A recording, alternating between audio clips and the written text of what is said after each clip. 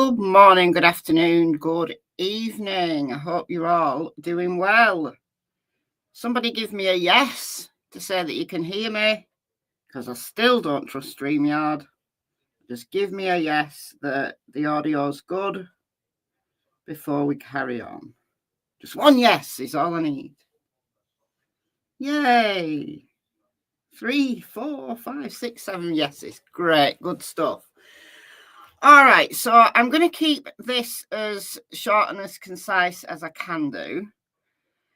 It's easier for me to do this live rather than as a recorded video, because then, you know, I can watch the chat and people can tell me if I'm completely wrong. Because I would like to say that I can clear this up once and for all. The issue of the flashlights. However, I'm not going to say I can clear this up once and for all, because people have already made up their minds on what these flashlights, quote unquote flashlights, are, and where that camera that caught those flashlights is pointing. People have already made up their minds. So whatever I say, people aren't going to listen. And there are channels who do this kind of stuff, like, you know, investigating the flashlights, blah, blah, blah, who get way more views and, you know, way more popularity than I do, because it fits people's mindset. But I'm not bitter at all.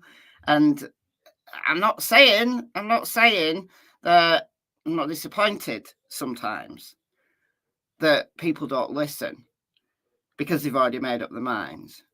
However, we endeavour just to carry on, keep calm and carry on and all that stuff.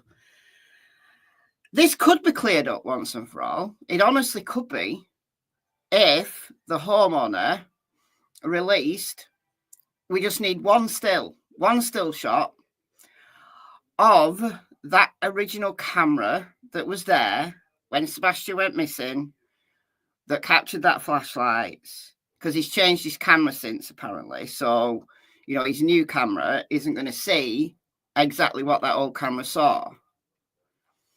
So if we had just a still image of what that camera, that original camera, saw in the daytime, that could then be used for overlay videos, and it would be absolutely spot on for the same camera, in the same position, the same angle, and we could clear it up. But obviously the homeowner has no obligation to us to release that, if indeed he's even got still, you know, the possibility of doing that, because he's changed his camera. Or the cops could, because we know, at least from Seth, that the cops, when they showed him the flashlights video, they also showed him a daytime shot of what that camera saw. And he said that it made sense. Once he'd seen the daylight shot, the nighttime shot made sense. And presumably Chris has been given the same information, because it's only Seth. It was Seth at first, and then Chris came out and confirmed it, that the cops told them both that it was a trash truck. So there's loads of misconceptions about this trash truck. And I can't say 100% that moving light was a trash truck over on Honeysuckle. What I can say, however, is that people who are saying it can't be the trash truck because of XYZ are looking at this all wrong. So I'm going to talk about that, but I'm going to talk about this. This was last night, my time, from the Mob Crew. Now, the Mob Crew has done a whole bunch of videos about these flashlights, and his videos are very popular. People like them. whether it's because it fits their narrative, whether it's because he's just explained it in a way that makes sense to them, I've no idea. But what the mob crew has done in this video is wrong. I'm telling you it's wrong. So we're going to explain that. All right.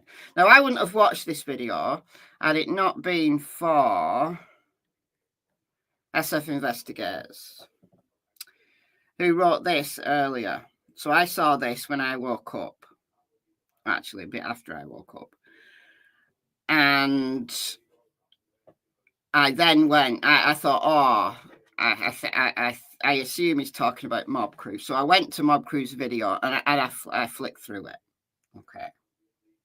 So we got two things: explaining the misconceptions about how that light could be the trash truck, and how Mob Crew's basic premise about that video is wrong. That's what we're going to be doing. All right. What do I think about the February 5th incident? February 5th incident. You're going to have to be a little bit more specific on that. February 5th incident regarding what? Yeah, I like SF. He's witty. He has the kind of same humor as me. He's like factual, but somewhat sarcastic as well. I like that. I'm going to say a couple of hellos just to give people a chance to come in. This live is probably too early for most people, I'm guessing. Maybe not as inconvenient as yesterday's video was, because that was very early for most people who watch my channel. So what's it going to be over on the East Coast of America? 7 minutes past 7. 8 minutes past 7. All right. So, yeah, it's definitely going to be too early for the West Coast. But, and again, if you're over to the east of me, this is probably a convenient time. Who knows? All right, Glenda. Okay, so 15% of the camera's view is of the wall because of the way it was set up. Okay. That's what Cletus said, yes. Recreated the shot, worked with the owners of the OG camera, but we didn't hold our camera up to the exact spot of the original bracket. We didn't ask for a ladder. Okay. I agree with you, Glenda, that what Cletus included and the homeowner wasn't a perfect recreation. So even though they had the same specification of camera, like in terms of that it could see a 75-degree angle, it was lower to the ground than the camera was on the bracket. So this is where the camera is. Let me just get the map up here. This is where the camera is. So, I mean, how high is that? 8 feet? 8 feet? So it was clear that Cletus and Clue's footage, which was this. So this is the original video. And then this is Cletus and Clue. So it's clear that the camera is being held lower down than the original camera, the camera that they're comparing against. So it's not a perfect recreation, even if they're standing right underneath the camera, even if they're standing right here underneath this camera, it's still not a perfect recreation because the angle's off, because the camera's lower down. Cletus's camera's lower down. So in an ideal world, you know, you'd have your camera, if you're doing a recreation, you have your camera at exactly the same height, in exactly the same position, pointing in exactly the same direction. That's why it's such a shame that the original camera is no longer there. Do you think it's at least 9 foot? I don't know. If we take the garage as being 7 foot high, is that what, another foot higher? because also the camera's pointing a little bit down. So you also have to take that into account as well. That you're not looking at the height of the bracket, you're looking at the height of where the lens is. So it's difficult. It's a difficult one to recreate because the original camera is no longer there. I mean, it would be interesting if the homeowner has got the original camera still, is just not using it, to just put it back up for a day and film the lights at night. You know, just film the lights in the neighborhood at night. But I think, honestly, you know, the homeowner's probably quite perplexed. I'd be amused, honestly, if it had been my camera. I'd have been amused at the amount of interest this video's got. And I really do wish Nick Barris had never released this footage. This. This is the thing that's created all of this drama. All of it. Oh dear. Anyhow, we are going to take it one step at a time. I did say I was going to say hello, but I'm just going to get straight into it. All right, we'll start with if I'm guessing that many of you will have seen Mob Crew's video. If you have, I ask you, like I did yesterday, to suspend your belief and just open your mind. Don't just say, because you're convinced by Mob Crew's explanation, that that's the right one. Because I'm telling you he's wrong. So, there's nothing against him at all. Nothing against him at all. It's not a channel that I watch, but it's just nothing against him. I only watch it if I watch certain videos if I've got reason to. All right. So, look, just suspend your belief. That's all. If you've already made up your mind and you're just really close-minded, you're not a good investigator. I've just got to tell you, you're not a good investigator because you're not prepared to take on new information.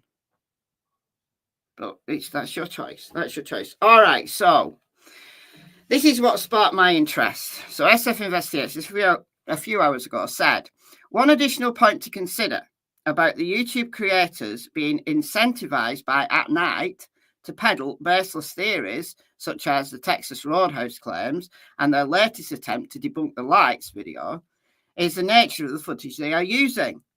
The video they are analysing is not an original copy of the surveillance footage. It is a recording taken by someone using their phone to capture a computer monitor playing the footage. So, of course, he's referring to the video that Nick Barris put out, this video. Because when you see the original footage, it's very clear that that footage is just the right-hand corner of the entire screen. So in the original footage, these lights are tiny. You can barely see them. These lights are absolutely tiny. So if we go to a spot where both of the lights are on.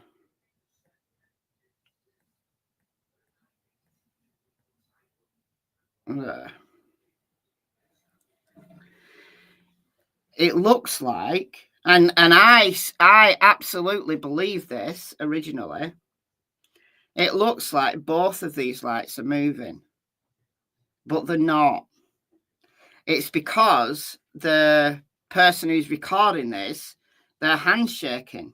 Because when you hold a camera up using your hand, there's micro movements that your hand makes. The only way you can keep a camera still is putting on a tripod or a fixed surface.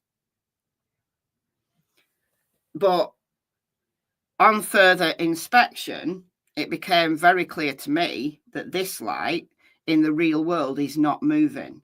It only looks like it's moving because the person who's recording it is moving their hand. And you can tell this easily. You can tell this easily. So let's just take this slowly. Watch.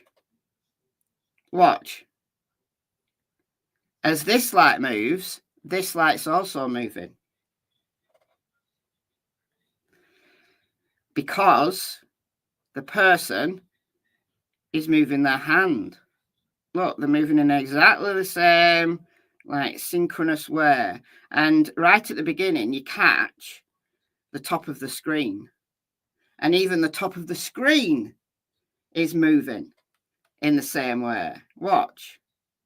Look.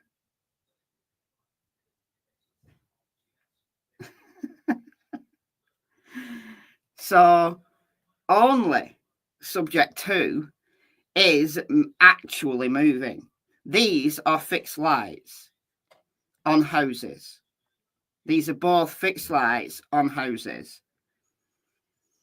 The question is, which houses? And that's what Cletus and Clue tried to clear up. You know, which houses are being, you know, captured on this footage. They're not trying to say that subject 2, who comes up in a minute, is the trash truck. They're just like saying which houses these fixed lights belong to. Subject 2 is genuinely moving. Genuinely moving. So we've also got to remember that this camera, the original of this camera, is on an angle anyway, because the camera's angled down, as can be seen here. The camera is angled down. So the screen that is being recorded is not straight. So it doesn't necessarily mean that this light is higher than this light in the real world. It doesn't necessarily mean that, because the angle of the camera that the original footage is being recorded off is not straight. It's angled, kind of twisted and angled down. Right? So it could be that this and this in the real world are at the same height. It could be that this is actually higher than this in the real world. We don't know. We can't tell from this footage.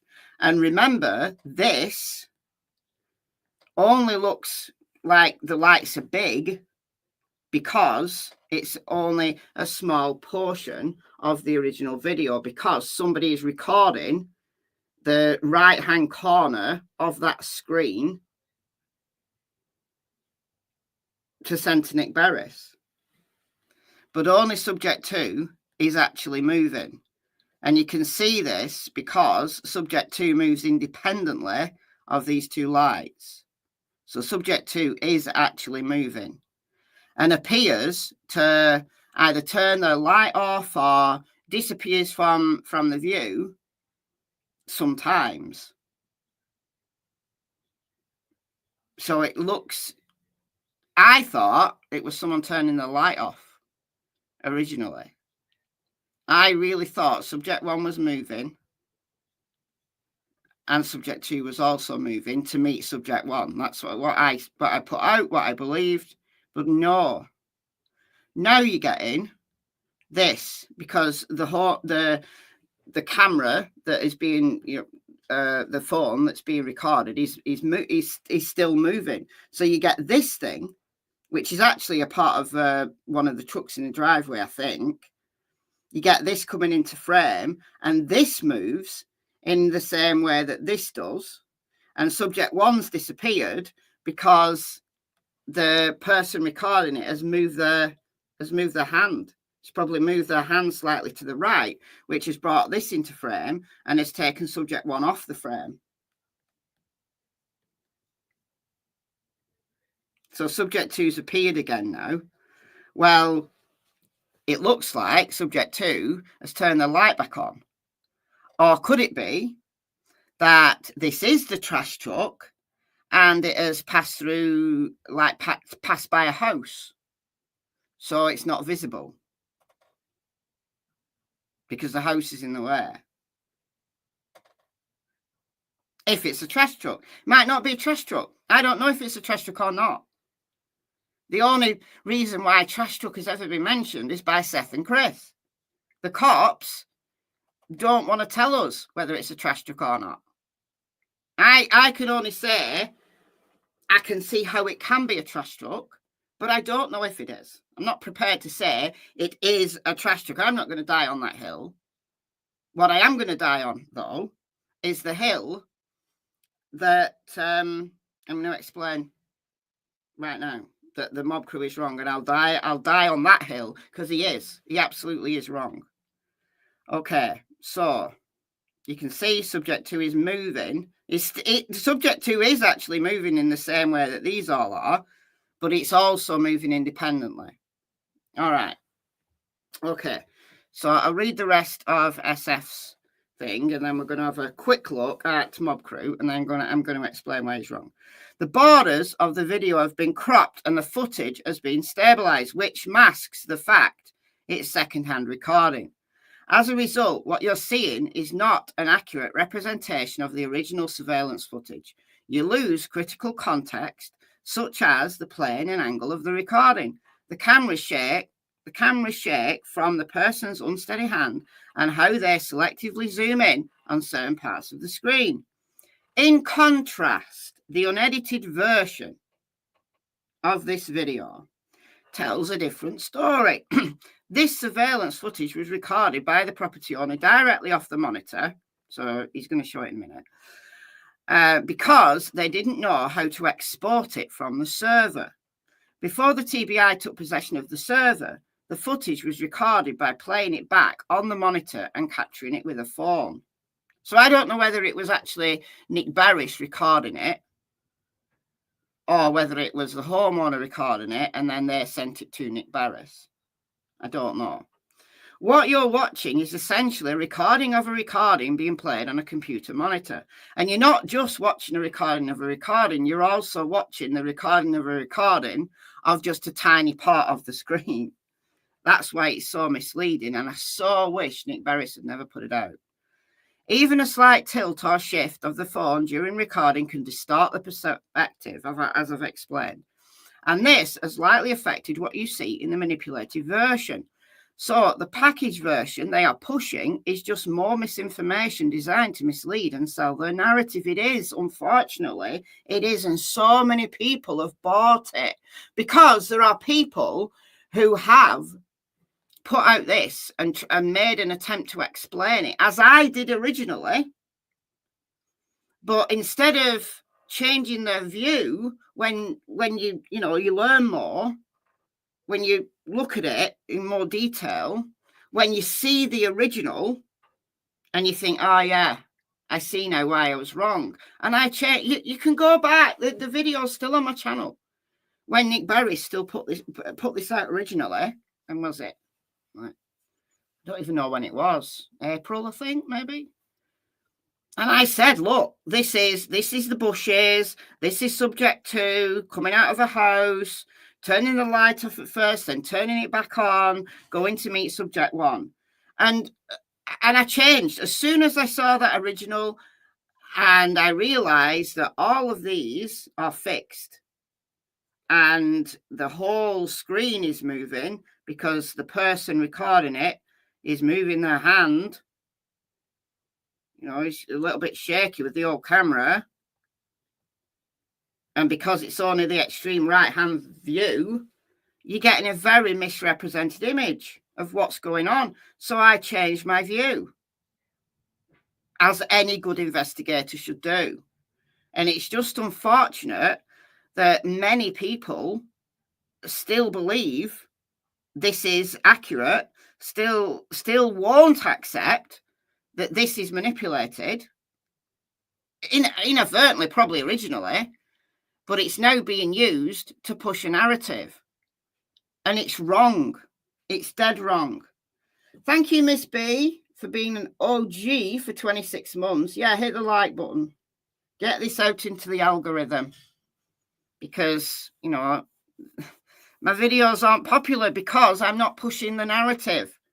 I'm not pushing the narrative that the dream team wants us to push. Mob Crew has a lot of anti-pro foot people in his ear. He's not been there in person and has not talked to the homeowner of the footage. Neither have I. I haven't been there in person. I live 4,000 miles away. And I've not spoken to the homeowner. I'm just looking at this from as logical a perspective as I can.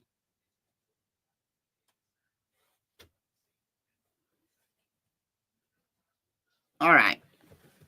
So this is the original. This is the original. So you can see that the camera points down at the guy's vehicles. So he's got that camera. Oh, I'm not showing you the screen. This is the original. He's not pointing his camera like ahead.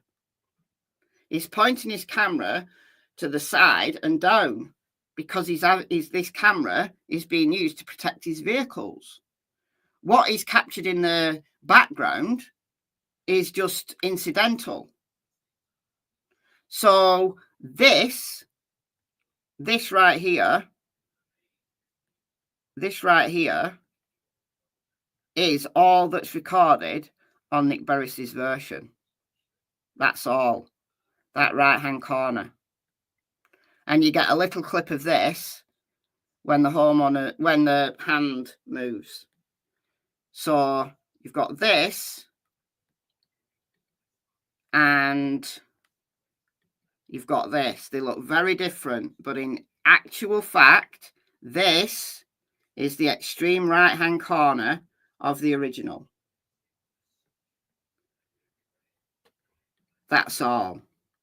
The camera has been set up to protect the guy's vehicles. It's clear. So the main shot is of his vehicles and it's angled exactly to do that. You can see that here. It's angled down and this way because he parks all his vehicles and what's that, a boat on here. So it's incidental what else this camera's catching in the background. Okay. All right. So SF's absolutely correct. Even a slight tilt or shift of the phone during the recording of this right hand thing here can distort the perspective, and this has slightly affected what you see in the manipulated version. So the packaged version they are pushing is just more misinformation designed to mislead and sell their narrative. That's the truth of the matter. Attaches a raw version, which you can see the edges of the computer screen. You can there.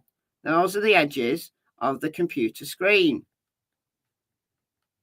And this is the thing that you're all believing are flashlights at the back of Sebastian's house. Now, I think the only reason why so many people want to believe that these are flashlights at the back of Sebastian's house is because they think that Sebastian, well, there's various theories on this, but Sebastian was running away and Katie was chasing him, or Sebastian was running away and I don't know, there was a fight. Like I've seen that there was a fight. They can see a fight in this. Like they can see a fight going on here. I mean, it's just nuts that I think something about these are the two lights on Sebastian's house and there's a fight going on here. It's absolutely nuts. There's no such thing. So I think that's the reason why so many people are absolutely adamant and are gonna die for it. They're going to give their lives for it because it fits their narrative. Other people, I think, just believe it because it seems sensible. It seems logical, and it's not. It's not, because the footage that's being used is the wrong footage. Right. So this takes us to Mob Crew, and I am only gonna, it's not this bit here, it's this bit. Oh, there's actually 2 bits that I want to show. I'm not going to play any of his audio, but he is right. Don't do it this way. He is right when he says that this is Cletus and Clue's footage, and this is the original. He is right when he says this angle's off, so it misrepresents where this is.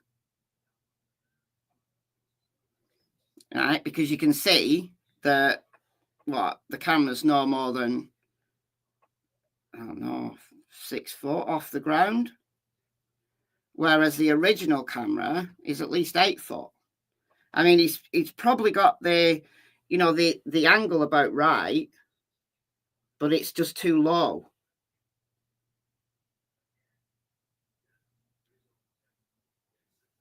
It would have been way better if he could have held the camera exactly, you know, right next to the camera bracket. Yeah, the angle is wrong. The angle is, the angle where it's facing isn't. The angle where it's facing is pretty close. It's the height that's wrong. So I don't know how much that influences the lights that can be seen or what you can make from it. However, there is something more important, and I'm going to come back to in this. However, I think I can solve the camera angle problem, or at least where the lights are on the houses. Like taking away, let's forget that the Cletus and SF investigators have said that the camera that was there at the house that filmed the original video has got a 75-degree angle, because some people are not believing that. So forget that. We don't need that. Just look at the lights that Cletus filmed. All right. So I'm going to have to change my screen share momentarily to give my entire screen, because I want to show PowerPoint. So check this out. Check this out. All right. So let me move that away. Now, again, because we don't have the actual daytime view from the homeowner's camera, we don't have that. All we can use is Google, and the camera angle is not the same. But Mob Crew's using Google, so if it's good enough for Mob Crew, it's good enough for me. But I'm willing to accept that the Google car that has filmed this daytime view is lower and is a few feet to the right of the original camera. Right, look. This is what Cletus filmed. So what I wanted to work out was where these lights are. Now, Cletus says that this here are these lights. These lights. Yeah. And I think he's right.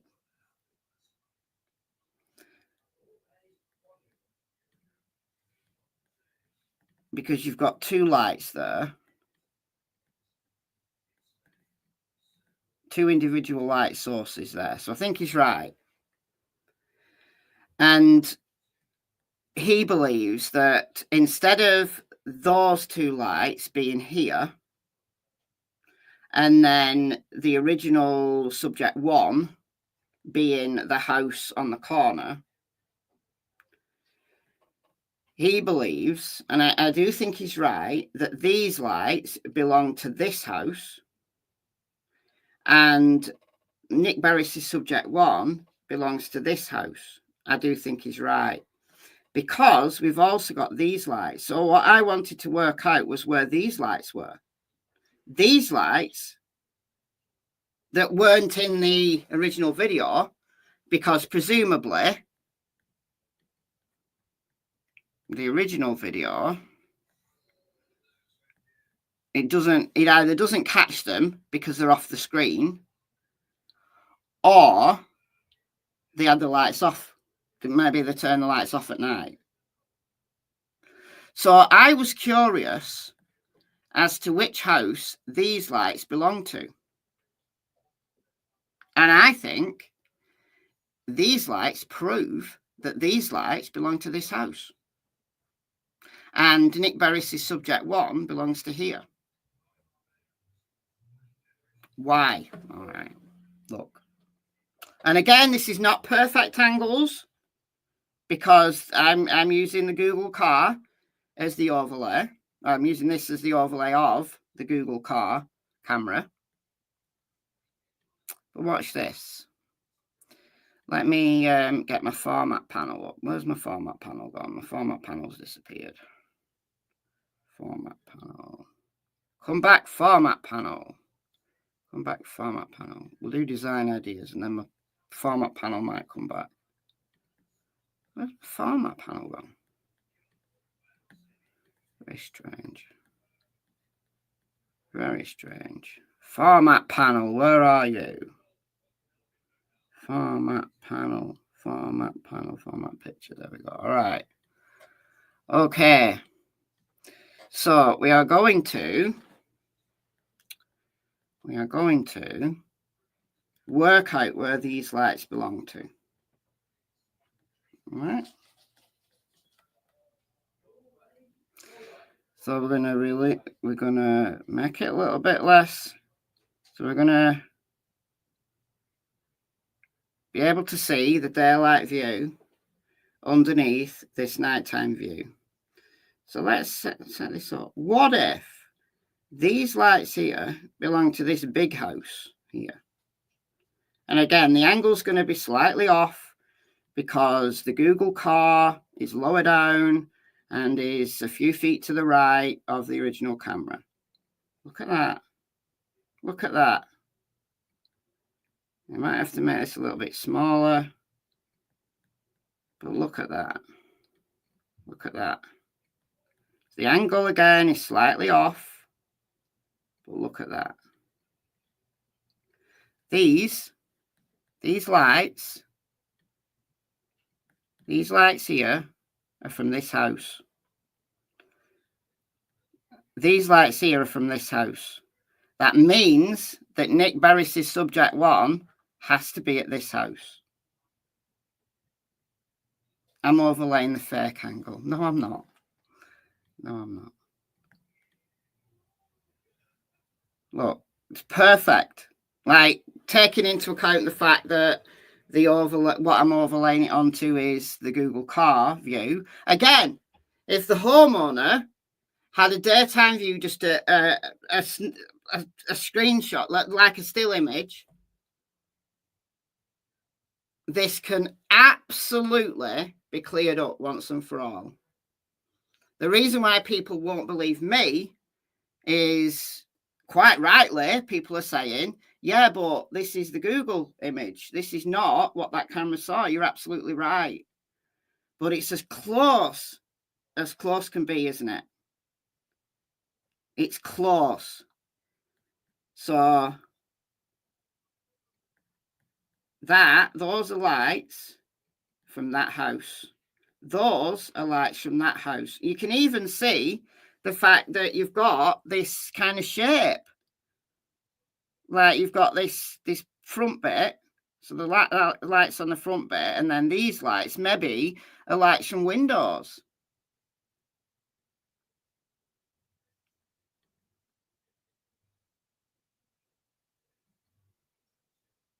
And then Nick Barris' subject 1 has to come from this house. But for people who don't believe me,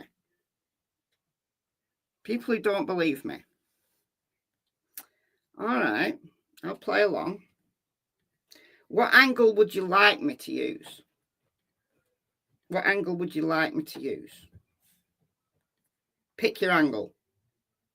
Pick your angle. I'll do it again. Pick your angle. Thank you, Kimberly, for the 5 gifted memberships. You believe me, Captain Ganja. Thank you. We got Jessica, we got Kels, we got Electro, we got Scott H, and we got Natalie. Welcome, welcome. Enjoy your month's free membership, courtesy of Kimberly. Thank you so much. All right, pick your angle. Where do you think the lights are pointing? There? Think your lights pointing there? Think your lights pointing there? Do you think that's a good enough screenshot area?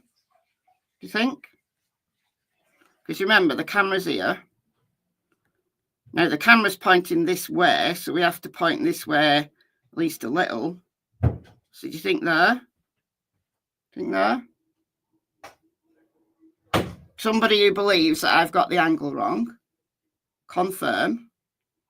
Do you think there? Stand behind the house. Behind which house? Stand behind which house? You can't stand behind any house because the camera's there. The camera that's recording the footage is there. So we can't stand behind any houses. If you stand behind the house, the camera's not going to see you at all. All right, right a bit. Right a bit. Right. We've got to do it at a distance because the camera's like filming from a distance. So right a bit there. Think there. Kyle, can you go and get the door? What? Is that right? Right there? Left to the edge of the first house. What? How can I go left? The camera's not looking that way. The camera is not looking that way. I'm sorry, it's not.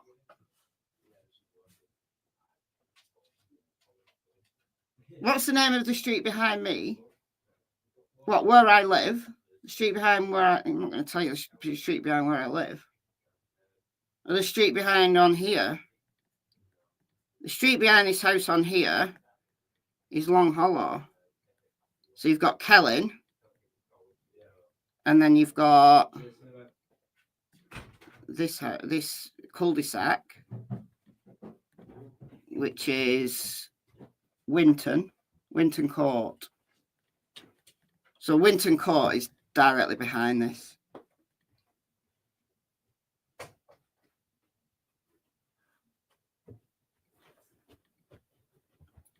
All right, back to our house here. So you're seriously telling me that you want me to film to do there? Point at the white garage. This? So you think it's like that?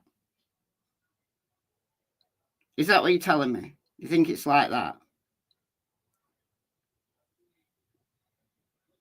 I'm telling you, your eyes are just, there's something wrong with your eyes. It's aimed at the garage. What, this garage? It's aimed at this garage, is it? No, the other two white. So there.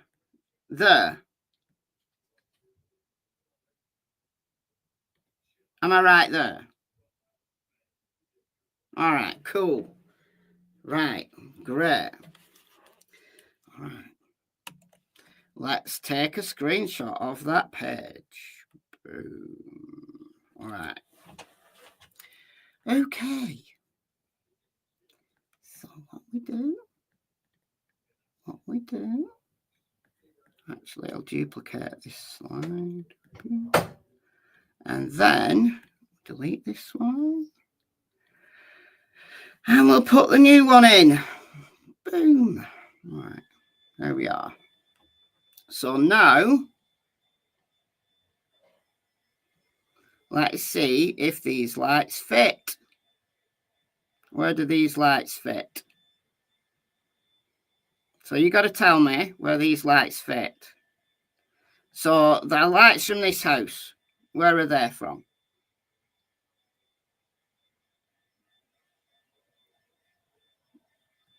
Where are they from? That's a bit bigger. So lights from here, which house are they from? They're from this house. That's the fake photo. You can't use that. It's not a fake photo. It's not a fake photo. You're only saying it's a fake photo because you've got lights here that weren't on the original. So they don't fit your narrative. So you've got to say it's fake. But I've played along with you, so you play along with me. Where are these lights from? Which house? Which house? Exactly, thank you. If that was the angle, the camera would be pointing straight out. Yes, exactly. You just need to look at your eyes. Use your eyes. No, they took that themselves. Yeah, they did took that themselves. But it's not a fake photo. That's not a fake photo. That's taking a photo of what they saw the night they were there. It doesn't make it fake. It means that these lights that weren't on the original was either because the original didn't film these lights or these lights were off on that night. It's not a fake. It's a different angle. You can't say it's a fake angle. You say it's a different angle. So I can angle this any way I want. So you tell me, I've got your angle here. So you tell me where these fit. Tell me where these fit. I have to use the original. All right, I'll use the original in a minute. Use the original in a minute, but play along. I've played along with you. You play along with me. Where are these? Where are these? Where are these lights?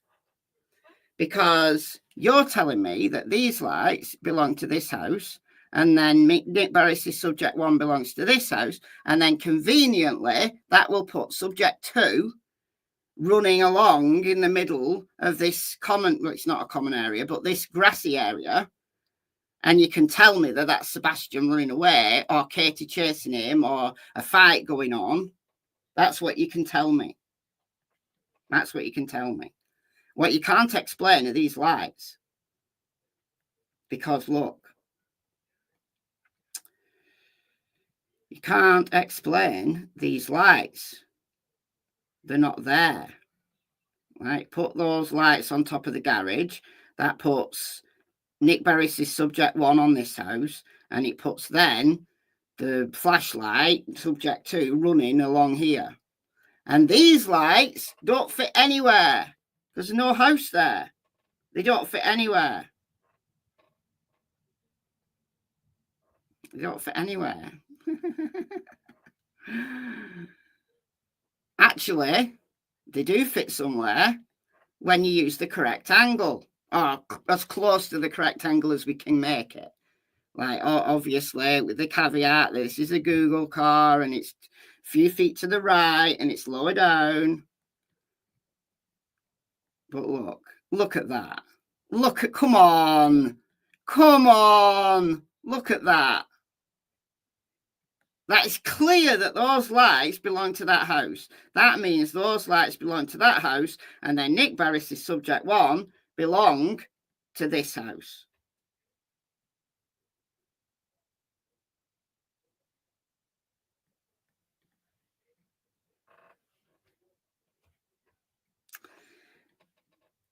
If you take the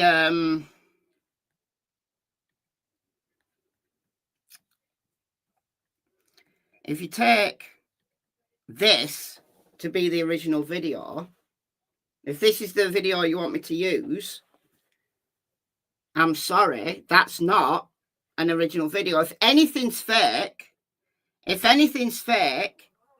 is fake. If anything's fake, this is fake. It's not fake as in someone's added lights. It's not. but it's the extreme right-hand corner of the original. So this misrepresents what's actually going on in the original. This is the original. This is the original that everybody should be using. This is the original. So where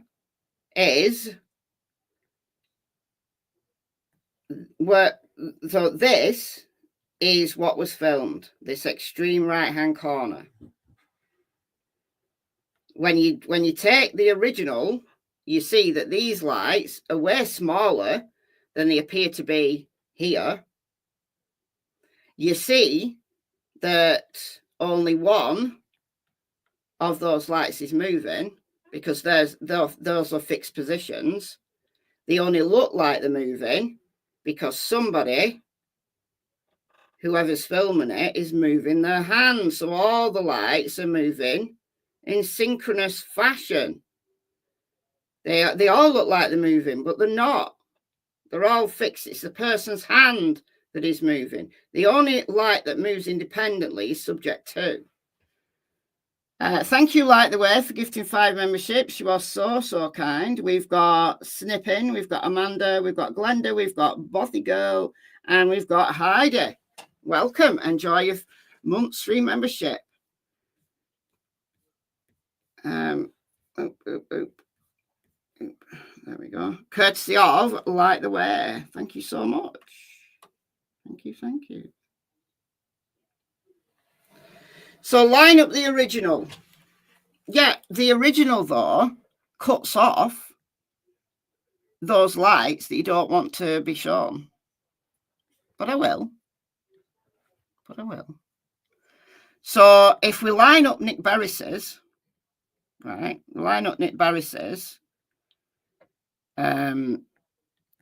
so this is Nick Barris's. Let me just copy this and put this over here. So if we line up Nick Barris's to this, you get a really good spin. Really good spin. Really fits the narrative because you're able to say that these are the garage lights here, this is the garage light there, and then this, which is the only actual moving light, is Sebastian running about in a big panic here, or it's Katie chasing Sebastian, or whatever. Look, even if that were true, it doesn't mean to say that the Proudfoots had anything to do with Sebastian's disappearance. Even if this is true, this could be Sebastian running away. Or going for a walk. Just going for a walk. But I don't spin that narrative anymore. I did when this first came out. When Nick Barris first put that video out, that's what I said. I said, look, that could be Sebastian, like running away or going for a walk. I don't believe that because this is the wrong version to use.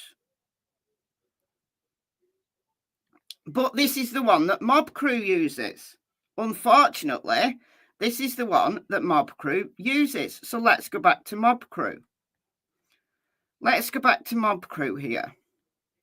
This is the one that Mob Crew uses.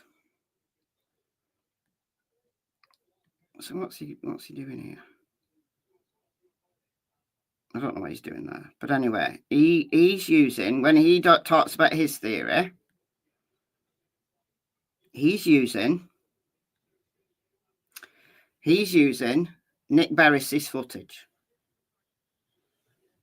Unfortunately, he's using Nick Barris's footage, which is just the extreme right-hand corner of the original.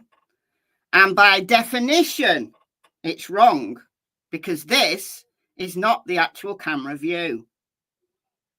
You can see that Mob Crew is using Nick Barris's because it says here, camera footage. It's got the same border. And if you go a little bit further, where has he got it?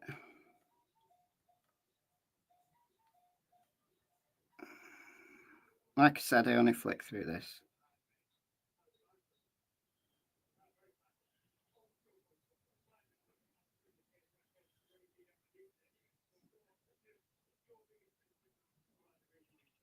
So he's going through all the ways that Cletus's angle is wrong, and we know it is. All right, look. There, he's lined. So Pincho's bought this hook, line, and sinker. So he's put using the footage that is all wrong.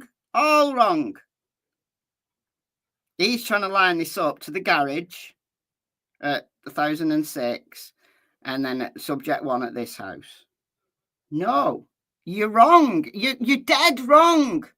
You're dead wrong. At the very least, use the original. At the very least, use the original. So let's try the original. Let's try it. So this is the original. All right, let's try it. Oh, what happened? What happened? I'll have to get rid of that. All right. There we go. All right, I'll take a screenshot of that. All right. Okay.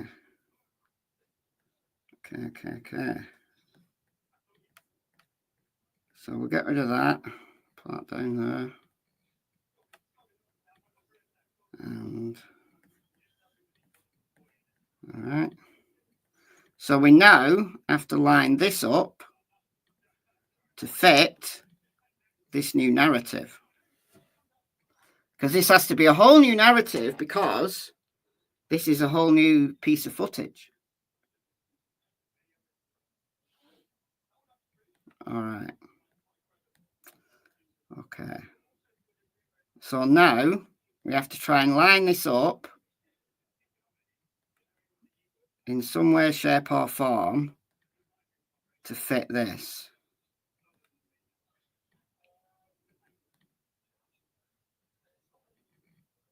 All right. Well, how can it? I mean, bearing in mind, yes, this is a Google image and it's going to be a bit off. So that's as close as it's probably going to be.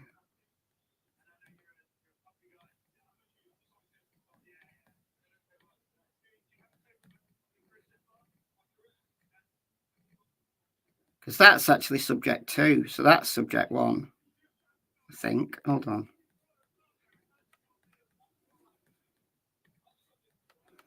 Got to get the right thing here.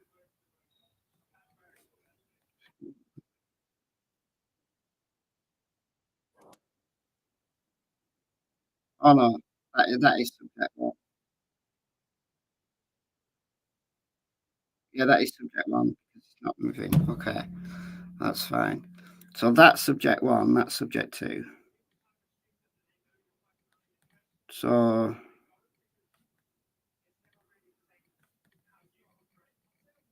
I think that's as close as it's going to get. All right. So now.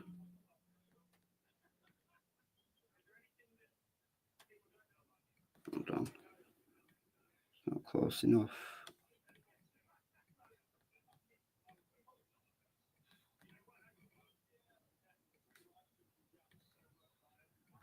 So trying to fit the original onto this, proving a little bit difficult.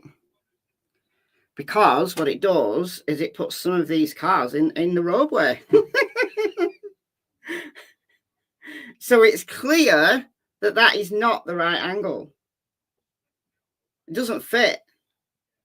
Like, obviously, bearing in mind that this is a Google car that's taken this image and it's lower down. So there is going to be some difference, but it just does not fit. So let's put this on this angle, which I believe is closer. I believe it's closer. It's not perfect, but it's closer. All right, so we're going to say that these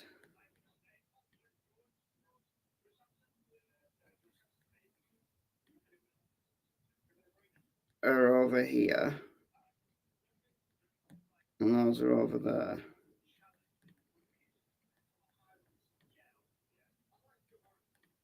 So it puts that in the middle of the road because this angle's wrong. Like this angle is low down. So the original footage, you actually can't use it. You can't use it at all on either angle because it doesn't get the right. It puts these cars in the middle of the road. So you can't use it. It will be to do with the fact that camera is angled down. You can't use it for this, but you also can't use it for this either. So you can't use the original. You just can't use the original. Therefore, the most accurate one, comparing it to, you see, comparing Cletus's with the Google car version makes more sense. I can't use it because I'm far out. But you told me this angle was right. You told me that was the angle.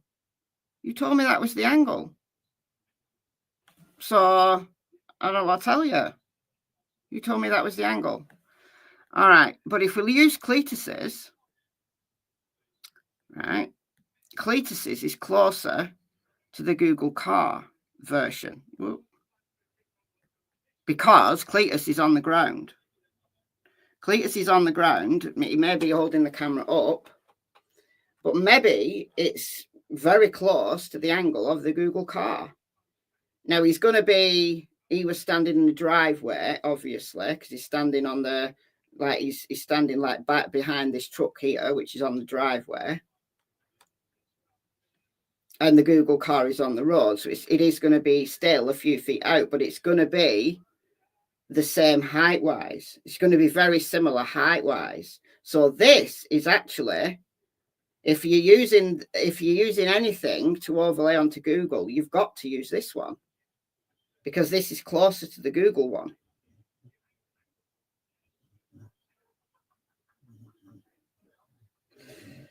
Can you remove the comment?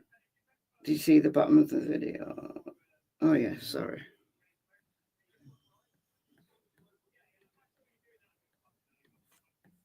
Hold on, where is it? Hate it when I'm sharing my entire screen.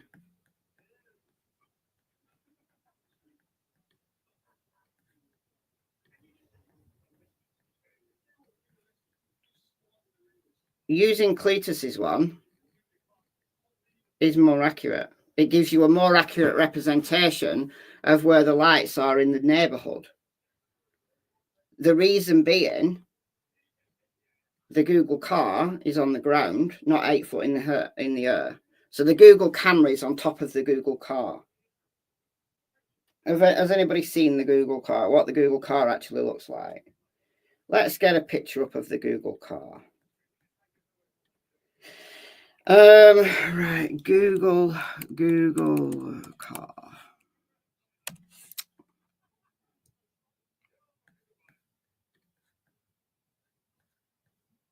All right, so it's a car with a big camera on top.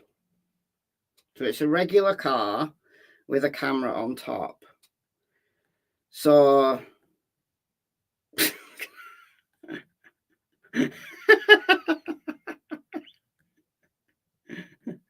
right, look.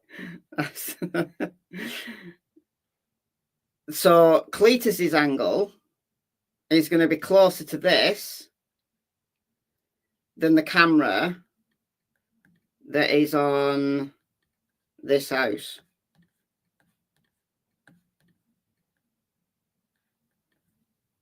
Because it's closer, it's closer to, like, Cletus would have been stood like here maybe, and the Google car is here. So it's going to be a more similar height, because bear in mind, if Cletus is stood on this driveway has an elevation to it, a small one. So if we angle our Google image here that the Google car took, and then we take the image that Cletus took, standing roughly about here-ish, they are more accurate. They're a more comparison than the video that was taken by this camera. Because this camera is angled down, it's twisted to one side. So you can't use this. You can't use this. It's like twisted. Like those cars are all on an angle. You can't use it. And its perspective's all off because it's focused on the foreground and it's just happened to catch some lights in the background. So the better comparison is the Google Street View with Cletus's, just simply to get a feel for where the lights are in the neighborhood. And it's closer to this angle than this angle. The lights make more sense on this angle than this angle, because on this angle you can't explain where the lights on this house are.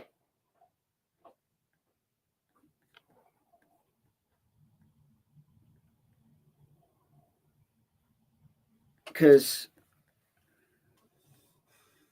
I don't think I can make it any bigger. Because you can even see the house. Can you see the house? Look. You can even see the house. So that is that sticky out bit on that big house. And then you can even see that wall. And it goes darker there. And then the kind of side bit of the house is here.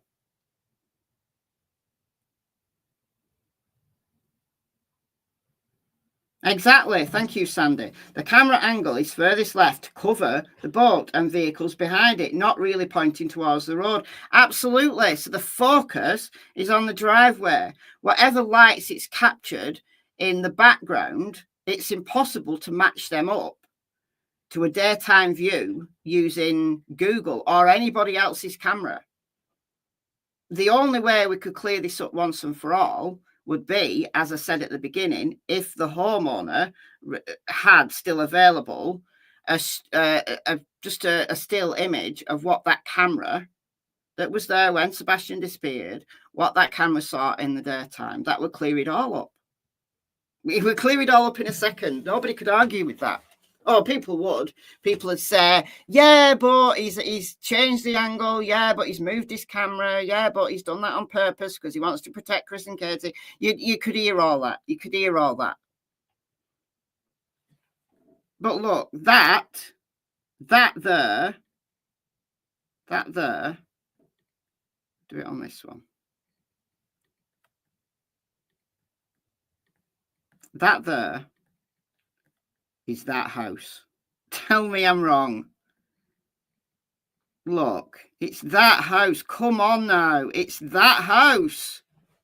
It's the same shape as that house. Come on.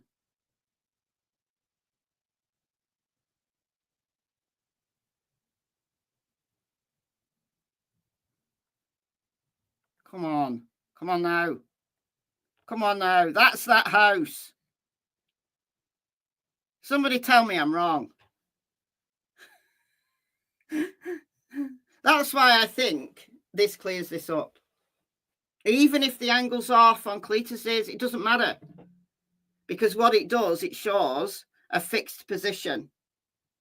It shows a fixed position that this house is this house. It shows a fixed position. Therefore, it clears up where these lights are and where Nick Berris's subject 1 lights are.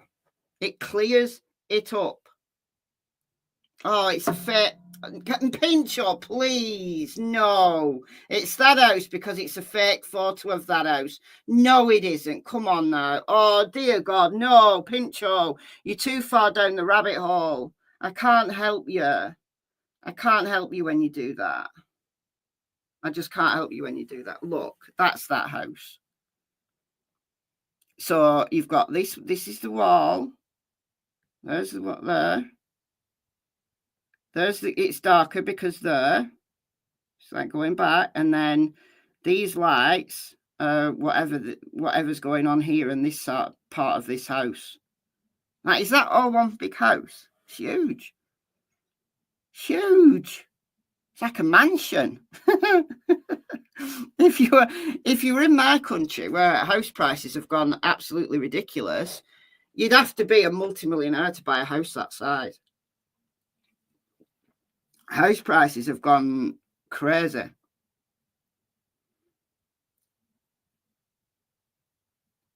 Yeah, step back and look. It's common sense. It's common sense. It's common sense. There's the wall. There's that wall. There. I mean, yeah, the lights look like it's overbearing, but it's because lights do weird things. You know, when lights are photographed at night, they do weird things. But you can see the outline of the house. It's the outline of that house. That's the that's the money shot. That's the money shot. It is, absolutely, because that house is a fixed position in the neighborhood, and therefore it doesn't matter what angles everything's at, you can match up then where the other lights are positioned in the neighborhood. Don't come at me with this. They've put this on. This is a fake photo. They've added this to make it look like that. No, they haven't. Come on now. Please don't do that. So if we take this house as a fixed position, because it's definitely, it's everything. It's the same shape. You can see where the lights are. See where the walls are. You can then match up every other light that this camera catches. So those two lights belong to that house. And then, I don't think it's on here. Subject 1 is, it's not on there, but subject 1 is on this house. So we've got 3 fixed positions as to where those lights are. So Nick Berris' subject 2, therefore, is between this house and this house. Thank you, Mike, for the €2. Thank you so much. You're right. Now, February 5th bomb threat. Beach High. I don't know anything about it. February 5th bomb threat. I'll look it up in a minute. I don't know anything about it. So, can we clear that up? Right, I'm clearing that up. For me, that's clear. So the next question is, okay, what is subject 2? Because subject 2 is somewhere between this house and this house. So could it be the trash truck on Honeysuckle?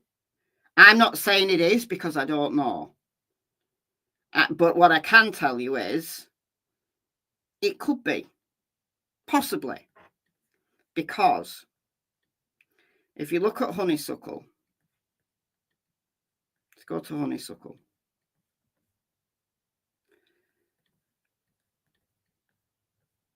Honeysuckle is this house, is this road. Honeysuckle is this road here. So Sebastian's house is here. The camera that's took the lights is here. And we know that the camera is looking this way. So any light coming along here, it potentially could catch. But it's a long way off. It's a long way off. But it could be because Honeysuckle, the houses are on a hill. Well, actually, if you go down to the bottom, honeysuckle goes up a hill. So if we go down to the bottom,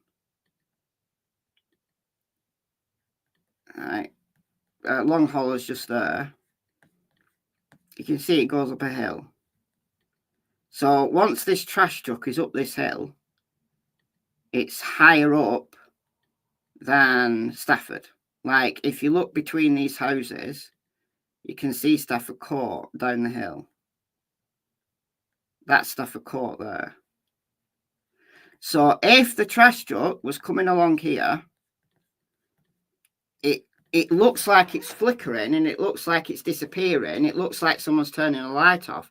Actually, what it could be is that it's going by a house. So when you don't see it, it's going by a house. And then when you do see it, it pops out and you see it momentarily between two houses as it's coming back down the hill.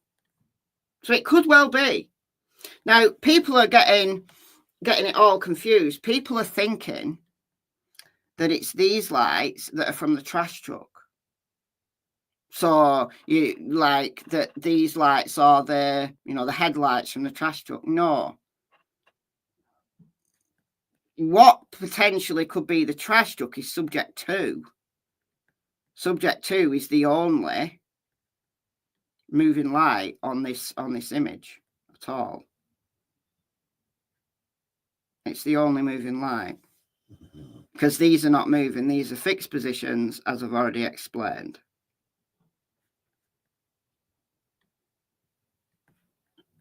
Where's subject 2? Those are all fixed positions, as I've already explained. There's subject 2. So it looks like subject 2 is turning the lights on and off. But if it is the trash truck on Honeysuckle, it's behind a house now, so you can't see it. And then it pops back out from behind the house. Potentially. Or it could be somebody with a flashlight. It could be.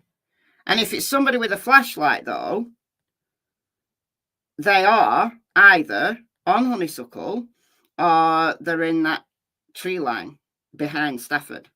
That's the only place they can be. But it could be the trash truck. And I think if it is the trash truck, it's these lights. Hold on. SF had a picture of them, of the trash truck. It's not the headlights. It's not the headlights. What's that? Oh, I'll come back to that. I'll come back to that. It's what I posted yesterday there. It's not the headlights, like, you know, at the front. I think if it is the trash truck on Honeysuckle, I think it's this light at the top. I think that's the light that can be seen. And I think maybe these lights, the headlights can't be seen because they are at the front and the trash truck is face on. No, the trash truck is like being like the camera's facing the trash truck, so it's seeing like this side of it. So it's not going to pick up these lights because they're low down. It's not going to pick up red light because physics. Just look it up yourself.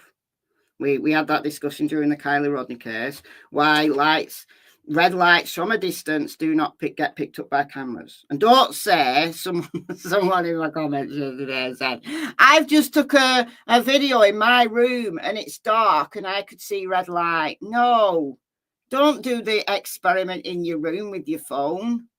We're talking about lights from a red light at a distance, like at a considerable distance. It's to do with the wavelength of the light being emitted by red. Physics. All right. It's why the sky doesn't look red the whole day. Look it up. So I think it's potentially this light.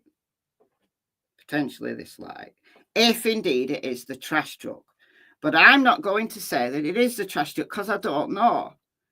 We've been told it is by Chris and Seth because they've been told that by the cops. That's the only way the trash truck's ever been mentioned. But as the cops didn't confirm it, like Eric Craddock would not confirm it with Nick Berris, I can't tell you it's the trash truck. I can say how it might be, like it's flickering because it's going between houses, and you only see one light because potentially you're not going to see these red.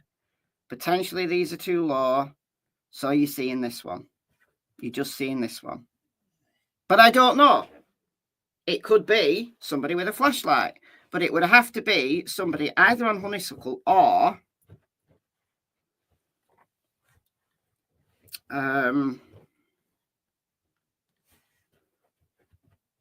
might be somebody out with a flashlight taking the dog out.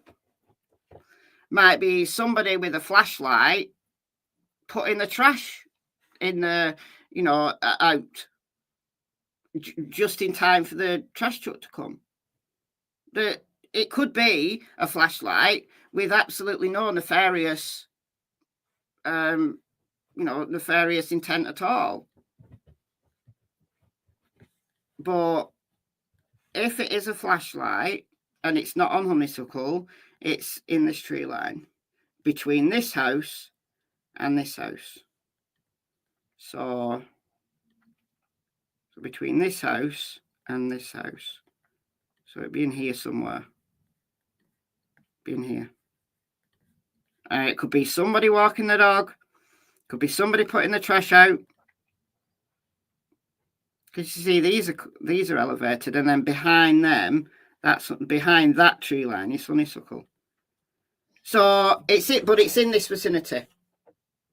If it's not the trash truck and it is somebody with a flashlight, it's in this vicinity, not even close to Sebastian's house. Even if it was close to Sebastian's house, it doesn't mean it's anything nefarious, because it could be somebody taking the dog out. It could be somebody putting the trash out, ready for the trash truck. But it's not near Sebastian's house. It's not. And I think we can prove that. I think we can prove that because this house is the money shot right here.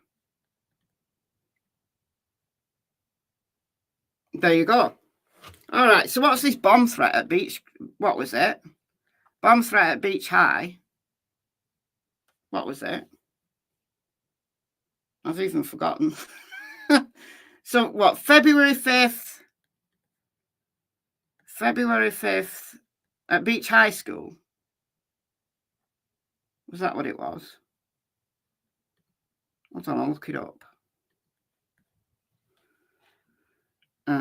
Bomb threat Beach High School. Feb 5th.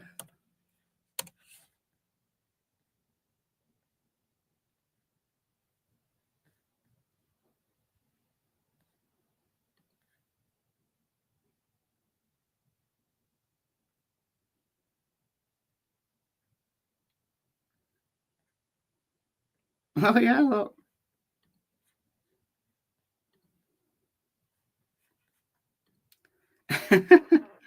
So this is the Hendersonville Standard.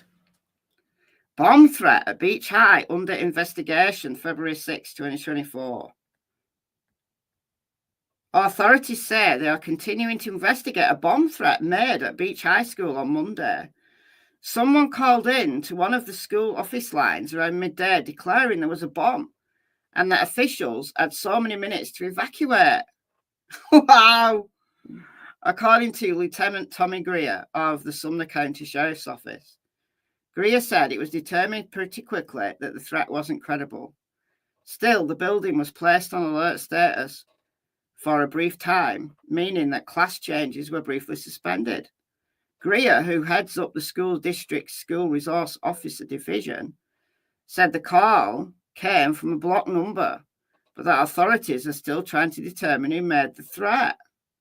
In Tennessee, intentionally initiating or circulating a report of an impending bombing, fire, or other emergency while knowing the report is false is a Class C felony.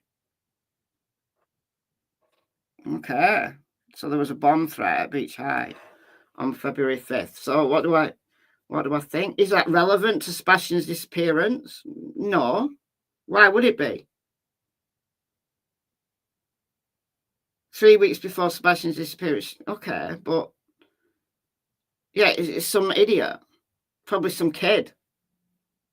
Probably some kid who wanted to sit there and laugh at all the disruption they caused.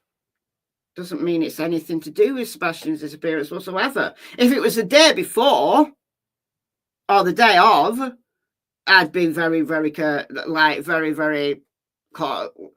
curious and wanting to know why. But 3 weeks before, come on, it's a bit of a stretch. It could be any. It could be anybody. It could be any. Look, listen. It could be anybody. It's usually kids who do this kind of crap, but not necessarily. There was someone. It's quite a few years ago now, but there was someone who put on Twitter that he was going to bomb. I can't remember which airport it was. And it was an airport in the UK. Put it on Twitter for a laugh. I think he was pissed off, something about his plane being delayed or something. So as like a prank or a joke or just a silly sarcastic thing, he said he was going to put a bomb in the airport. So they closed the airport. They closed the entire airport. And then there was an investigation to find the guy or girl who'd made this threat. They found him and arrested him.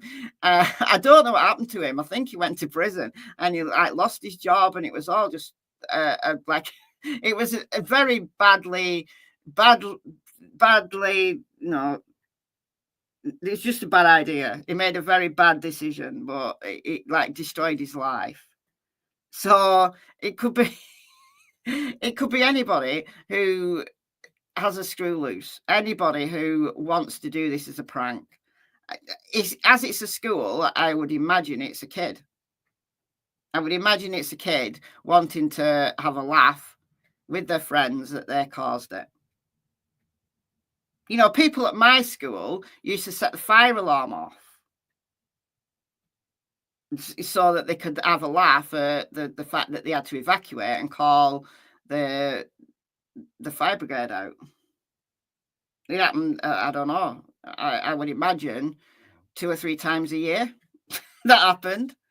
That some stupid kid would get an idea in their head that they were going to smash one of the fire alarms, and it set the fire alarms off, and then it's an evacuation, and the fire brigade has to come. Like, that's just the protocol. So then you get some kid who did it kind of laughing amongst the mates that they caused all of this fuss. It's the same kind of thing, honestly. But I don't know. I honestly don't think it's anything to do with Sebastian, though. I mean, why would it be? Why would it be? If it was the day before or the day of, I'd say, yeah, that's very, very suspicious, and I'm very curious as to where, you know, who did that. Because presumably, you know, there was an investigation. Maybe they found out who did it. Maybe they didn't. But 3 weeks before, I honestly don't think it's. I'd be very surprised if it was.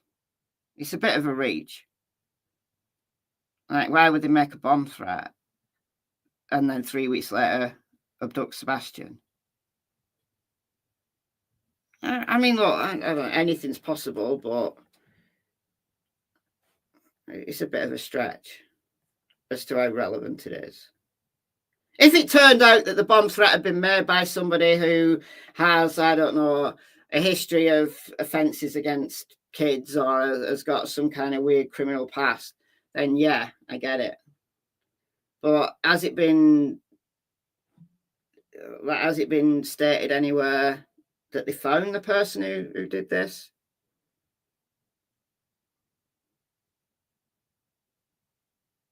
It was a Monday morning. So,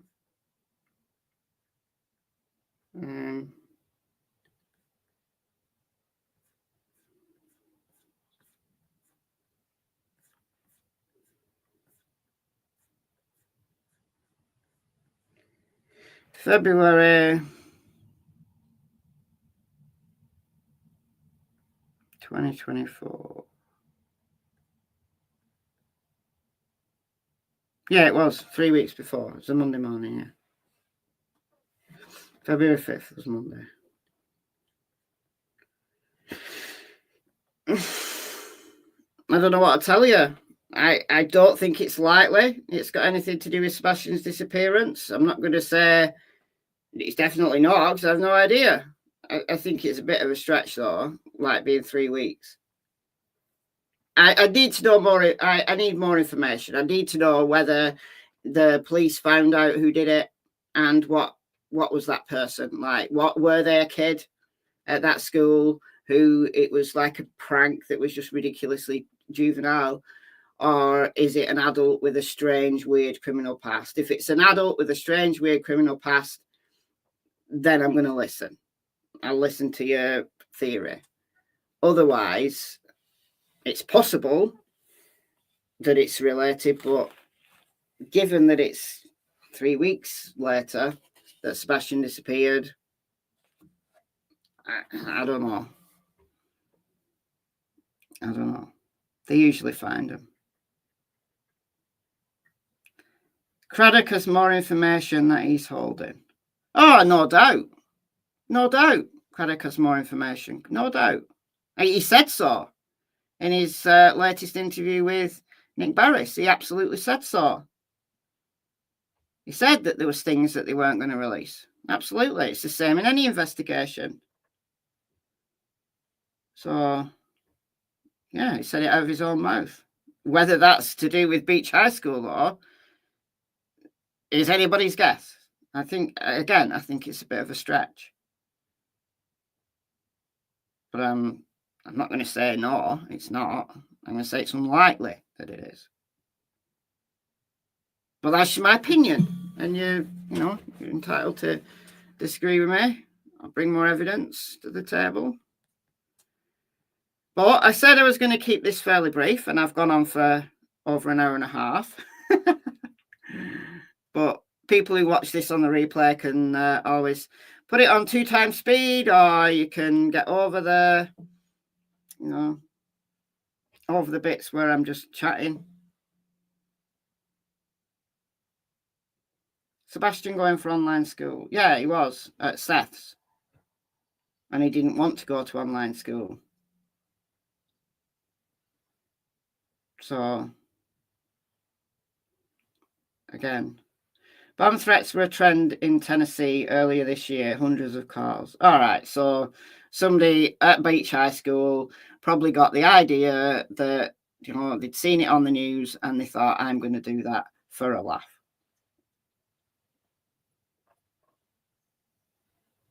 Mob isn't trying this hard to convince me.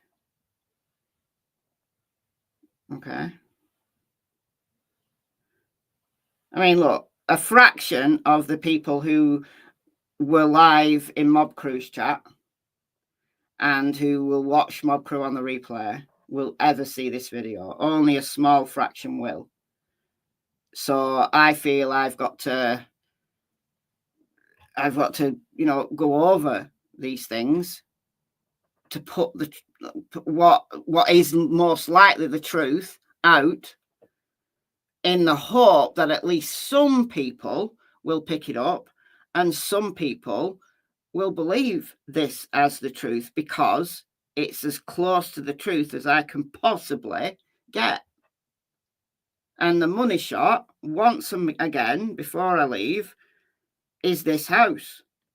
That's the money shot, because that gives us a fixed position in the neighbourhood where we can compare everything else against. That's what we needed. We needed one fixed position.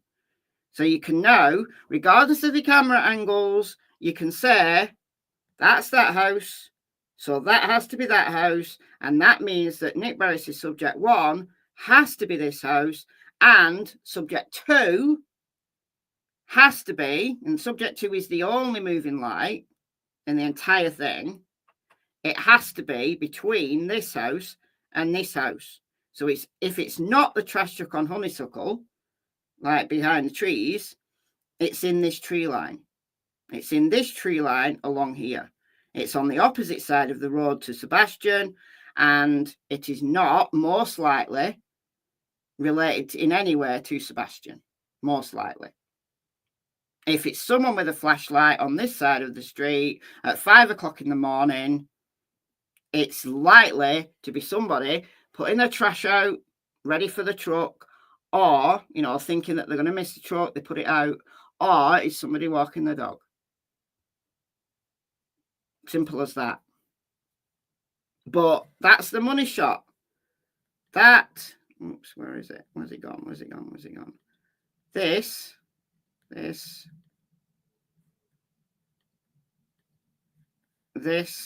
right here is what I've been waiting for. It's a fixed position in the neighborhood that we can then compare everything else against. So if Nick Barris' subject 2 is not the trash truck, it has to be between this house and this house. It's high up, so it has to be in this tree line.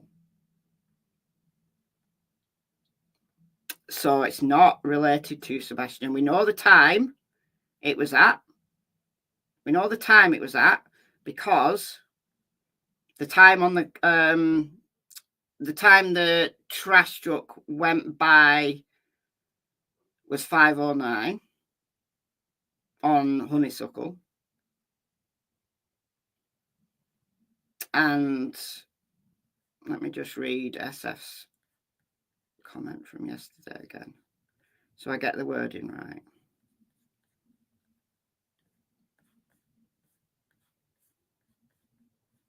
Oh, dear God. Where am I at here? Get rid of that. All right.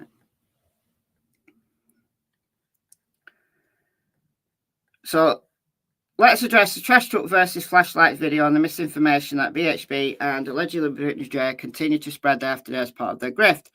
Yes, I know who the 3 a.m. vehicles belong to. They're not related to the lights. Okay. The trash truck was on Kelling at 5:01 and on Stafford Court near Sebastian's house at 5:12.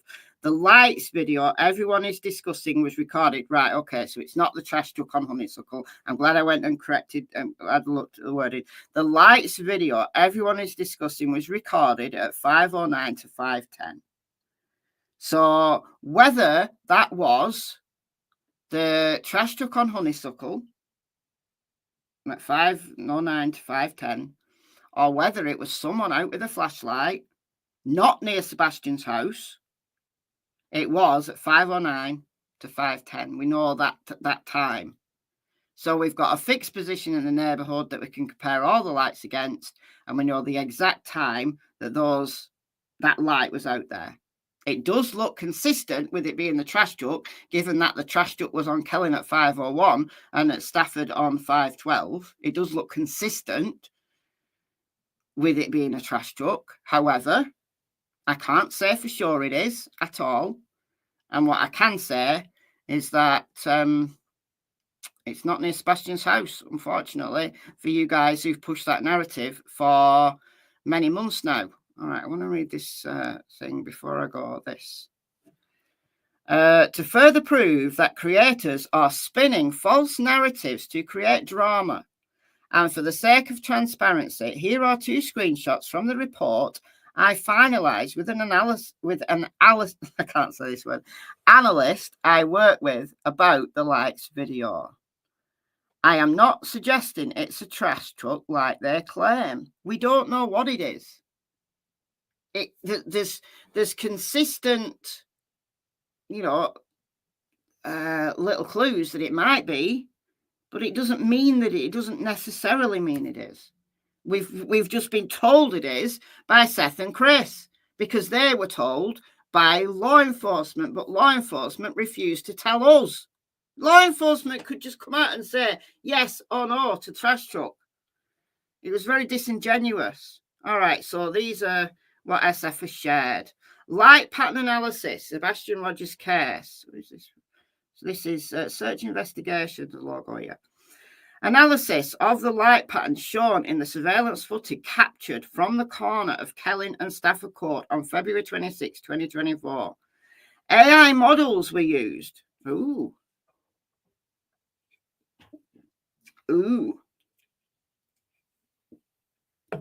AI models were used to analyze the pixel level of the video and the track size, movements, deviations, and other data available to determine the likely source of each light to be analyzed. Pixel level analysis and contour detection techniques were applied to track positional changes across frames, enabling accurate measurements of light source movement and variability. So this is the type of stuff we need. This is the type of stuff we need to be publicising. Not people's analysis of an overlay using an inaccurate, just a completely woefully inaccurate piece of footage. I'm sorry. It's nothing against Mob Crew or anybody who supports him. It's not. It genuinely is not. I've nothing against the guy. I've never had any beef with him. He's never had any beef with me. I've never even spoken to him. I occasionally watch his content if there's something relevant I want to look at. I'm not a supporter of him, though. I'm just neutral. I'm neutral about him. I'm truly neutral about him. I don't have any problem with him. But what I can't do is let people carry on believing inaccurate information. I don't think it's fair to anybody to do that when I can see that it's wrong. Is Pinchot gone? I don't know, probably. All right. Evidence of walking.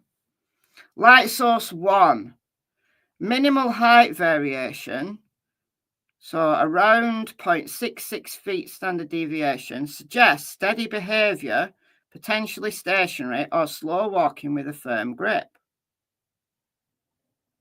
So I don't know what light source 1 is, though. Light source 2, height fluctuations and dynamic behaviour align with walking or more active movement. Well, this is intriguing because I don't know which light sources he's referring to. Example patterns, steady rhythm, consistent cycles of height variation, e.g. up and down over frames, indicate regular steps, erratic movement. So these are just examples of walking patterns.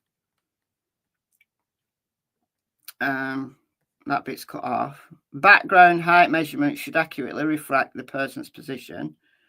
Estimated height range. Lower bound around 5'5" if the flashlight is held at or slightly above shoulder height. So these are just averages. Upper bound around 6 foot if the flashlight is occasionally raised or the person is taller. So if you're holding your light, like let's say it's your phone light or an actual flashlight, if you're an adult and you're holding it like chest height, the average is 5 foot. Look, it would be lower for me. Like I'm 5'5". So we don't have the context of this. So when I'm holding a light and I'm holding it around like chest height where you normally would hold a flashlight, it's going to be lower than 5'5" because I'm 5'5", 5'5.5". So it's going to be 5 foot, maybe 5 foot, 4.5 foot. I don't know.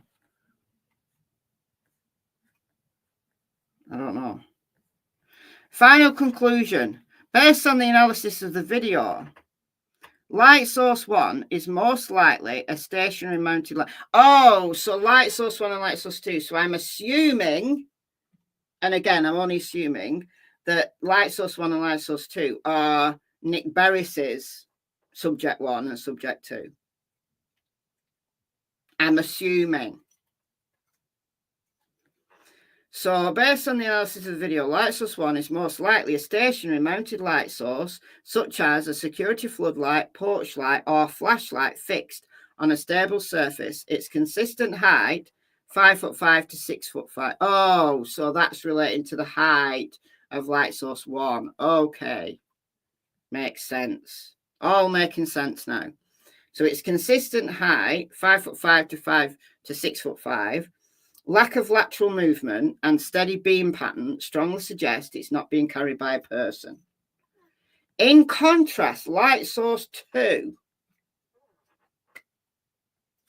So I'm assuming, again, I'm only assuming, and this is the first time I've read this,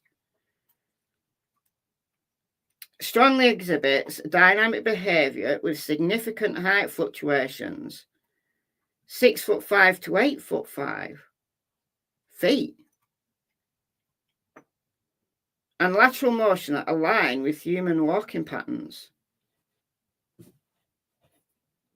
Yeah, but 8'5", you'd be somebody holding the light above their head. Unless you're like a giant.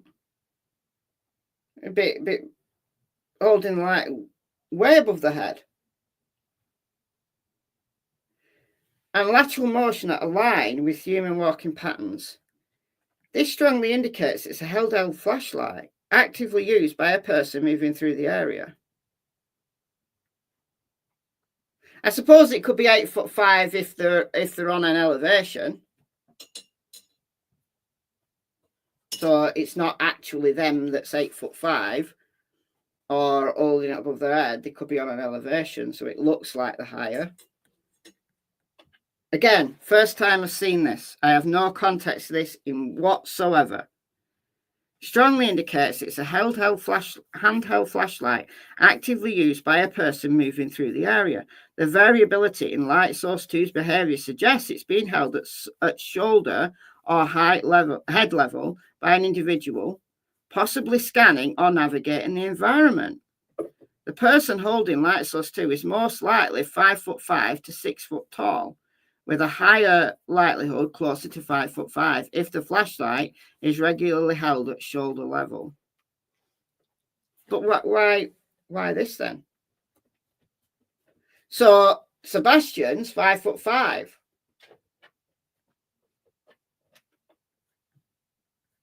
So if it was somebody out and about, and it wasn't somebody, it wasn't the trash truck, and it wasn't somebody taking the dog for a walk, and it wasn't somebody putting the trash out, ready for the trash truck. You know, they heard the trash truck and thought, shit, I've not put my trash out, which is what I do on a regular basis. I hear them and think, bloody hell, I've not put my rubbish out. And I have to scramble. Sometimes I even have to run after them, going, please take my bin. Please take my bin. Please take my bin. I'm really sorry. I've done that on more than one occasion, and they laugh at me. All right. But based on what we've just talked about, if light source 2 is a person of between 5'5" and 6 foot, they're in this area. They're here in this. They have to be. They have to be in this area. They have to be. They have to be. There's no I'm going to have to be persuaded very strongly that this here is not this house. That's that house. It's that house. It's that. Come on. Which means that light, which is a fixed light, is there. And then light source 1, subject 1, is that light on there.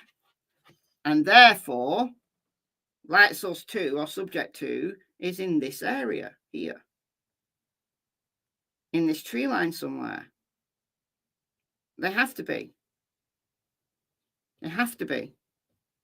But please tell me where I'm wrong. Could it be that there's another house identical to this somewhere else in the neighborhood? Well, we know where Cletus was standing when he took this picture. We know where Cletus was standing. He was standing here at this house. Here. Standing here. So the only obvious house of that shape is that one. Because he's emulating where that camera is facing in that direction. So it has to be that house. Therefore, it puts light source 2 in here somewhere. Either above, like in this tree line here, or in the tree line behind. It has to be. Could they be walking along the road? Yeah, I guess. Could they be walking along the road? I guess. Because, so, could it be somebody walking with a flashlight at 5:09? Could it be? Well, if that was Sebastian and it wasn't someone taking the dog for a walk, or it wasn't somebody putting the trash out last minute, and it was Sebastian, he was out and about at the same time as the trash truck.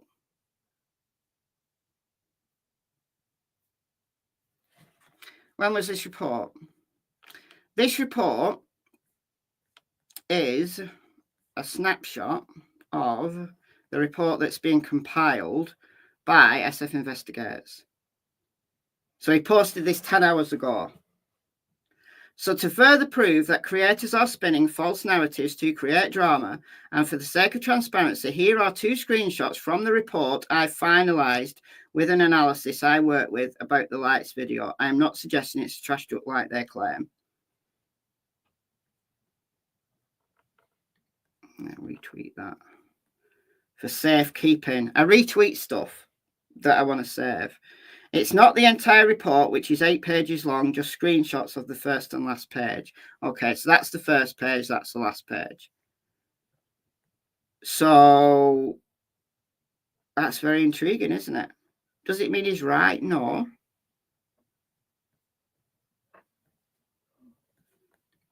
He had a little flurry here. Although I did not watch it, I received comments about a counter-narrative from a YouTube channel tonight regarding my tweet yesterday about the supposed 3 AM vehicle seen in the Stafford Court neighbourhood. For reasons unknown, some creators are attempting to tie the 3 AM vehicles to a video referred to as the lights video. The lights video was captured by a camera with a broken timestamp. While it shows the 3 AM hour, it shows 3:11. It was not taken at that time. Based on footage from more than 4 other cameras in the area, we know the video was recorded at approximately 5:09 to 5:10. All right, so they've been able to match the footage with 4 other cameras in the area, so they know the time of that video, even though the timestamp on that camera was broken. I have attached a short video showing a trash truck travelling down Kelling Lane at 5:09.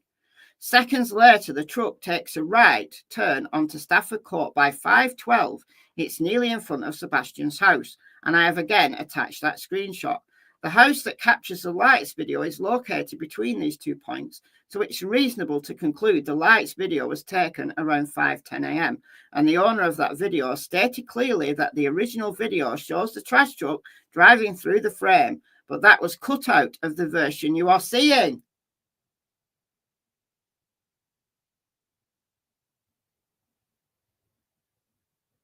Wow. There were 2 vehicles in the neighbourhood during the 3 AM hour. We have accounted for these cars, the drivers, and their activities. The lights video and the 3 AM video that people are referring to are 2 separate events. I think we've made that clear.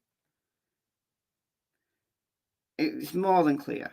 I have attached an image showing the exact surveillance camera as it was mounted on the house. This image captures the exact angle and position of the camera that captured that lights video. So I've attached an image showing the exact surveillance camera as it was mounted on the house. This image captures the exact angle and position of the camera that captured the lights video. During the recreation, all factors were considered, including the camera's field of view, which arcs out at approximately 37.5 degrees from the center line of the lens, 75 degrees field of view. If you believe that 35.5 degrees is wide enough to see into the backyard of a house 2 houses away and around a curve, then that's your interpretation. At no point did I claim that the lights in the video were of a trash truck. In fact, I have repeatedly stated that what the lights represent is open to interpretation, and I was reserving mine so not to sway opinion. Showing the trash truck's lights and its lighting patterns should be considered a read between the lines moment. A trash truck has 8 to 10 lights on its back, yet these are not visible in the lights video. Yeah, but some of them are red lights. As I said, red light is very difficult for a camera at a distance to pick up due to physics. You have to have a damn good camera that can pick up red light at a distance. So it's very possible that the red lights just weren't captured. Actually, you know,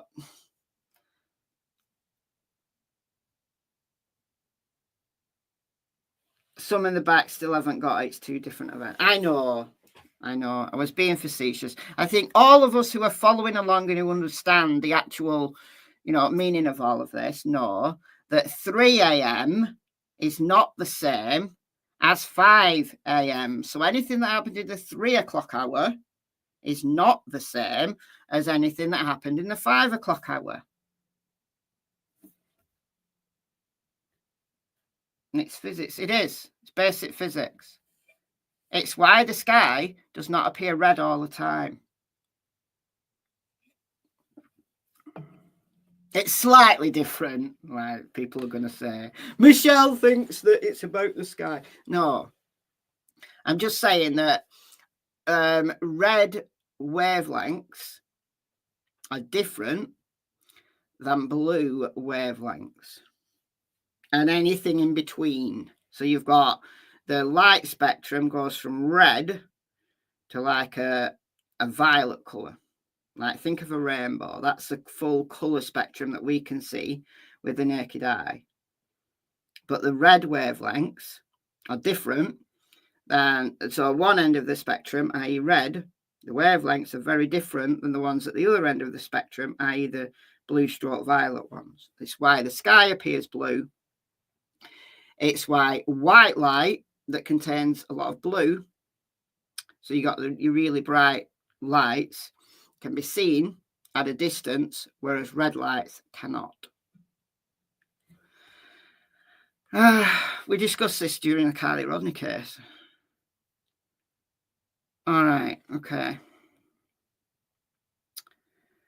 Despite this, I was told, but at the same time, that trash truck did have other white lights. I would hypothesize if it is the trash truck, the ones lower down, maybe just too low for that camera to pick up. But then again, I am not saying it was a trash truck. The reason, the very reason that trash truck was mentioned was because Seth and Chris brought it to us all. Blame Seth and Chris. Blame Seth and Chris. Both of them said. And remember, I'm going to have to hunt out the interviews where they talked about it. Seth, he said, look, I've seen that daytime view. And it's, it makes sense as to where that light was. It makes sense. It's what Seth said. I don't know whether Chris talked about it. I think he might have done. But Chris had a long conversation with Gray Hughes. And then Gray Hughes did a video based on what Chris told him as to where the lights were. So, look, I don't know what to tell you. Because why did Eric Craddock say he wasn't going to say what the lights were? Because it might have evidentiary value in the future. When he said that, I thought, was Sebastian run over by the trash truck? And they panicked. Or they didn't see him. Like, they knew they'd hit something, but they didn't know they'd hit a human. They may have thought they'd hit a cat or something else. I don't know. I don't know. Because if this report that SF has said is most likely, consistent with a human's walking pattern, and it's 5'5". Now, obviously, it could be very easily someone walking the dog, as I've said, or someone putting the trash out last minute, as I've said. If it's Sebastian, and no one is suggesting that it is, SF is not suggesting that it is, I'm just saying if it's Sebastian, he was out at the same time that the trash truck was. But no one is saying it was Sebastian. No one is saying that. We know Sebastian was out and about at some point because he'd gone by 6.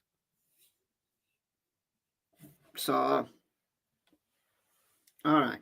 Despite this, I was told tonight that I claim the lights were from the trash truck. This is completely false and irresponsible. In fact, he has completely missed the point. In reality, I was agreeing with him. I don't know who he's talking about. I don't know if he's talking about Mopro or not. In fact, he has completely missed the point. In reality, I was agreeing with him. He just wanted to be a counter-narrative, so he spun mine in a different direction. Such narratives do not help Sebastian. They hurt him by spreading confusion and distraction. 100% agree. We are sharing actual footage and photos from the scene on February 26, which proves the time the trash truck was in the neighbourhood and proves the 3 AM vehicles are not connected to the lights video. Our intention is to redirect the focus back to Sebastian, where it belongs. When we release information, it's to put facts in the public's hands and to ask for help and input, not for entertainment purposes. I was also told the creator who said I claimed the lights were from a trash truck mentioned that he wished he could have been present for the test. Please come and run a test. We welcome you. We will do everything in my power to give you access to the house with the camera, and I will provide all the support and assistance you need. We welcome all honest and sincere help. Let's work together to bring the focus back to finding Sebastian. And answers for Sebastian. All right, so what have we got here?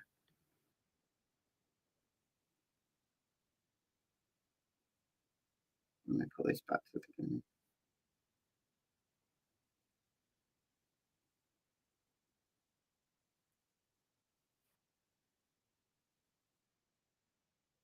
I like that noise.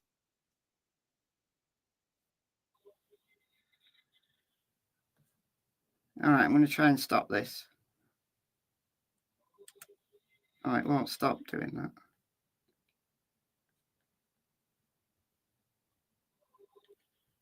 Ah. Yeah.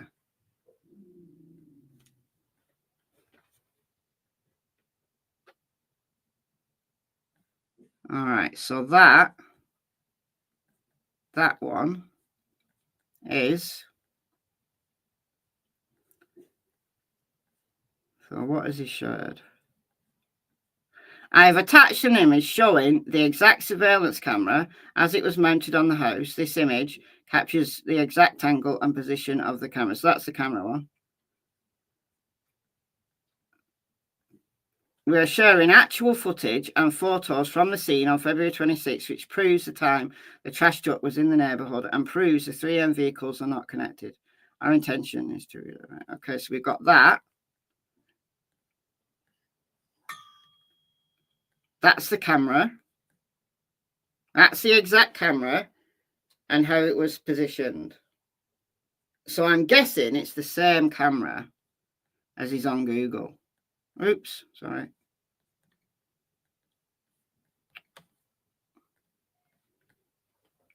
Right, this is the camera on Google.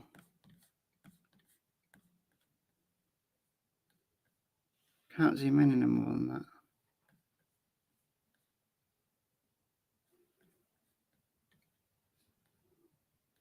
It looks like it's in the same position.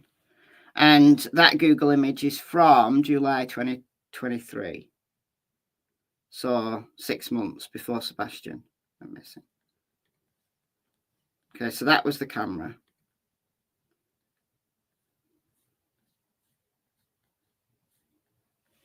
What's this? Oh, I see. So there's the camera. So it does look like the same one on Google. And then that's the trash truck.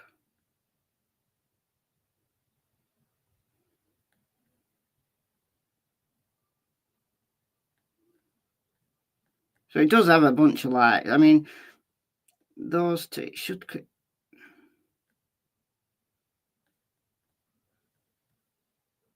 So there's the trash truck. Those red lights, it's not going to... Like, because this is closer. This is taken from a camera, like, close by. So obviously it's picked up the red. Interesting. Very interesting. Very interesting indeed.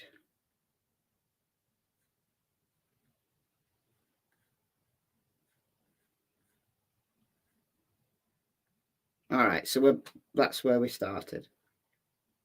Oh dear. Oh dear. Fisher went to extreme lengths to have me essentially gagged. Oh, really? This is coming from Nick. Only to taunt me, exploiting his twisted sense of control. He claims to have a long talk with my parole officer, claiming he learned a lot about me. This man, he's not using his license the way it was intended, to uphold standards and to serve. No, he's twisting it into something else entirely. He's made it a weapon, a blade he swings to dominate, to control, to scare. Nick has a flair for the sensational. He's exploiting every ounce of authority that piece of paper gives him. Well, Nick, I don't know what you're doing then. I don't know what you're doing. I don't know what you're doing. Liars lie. All right, we're to the top now. We're to the top.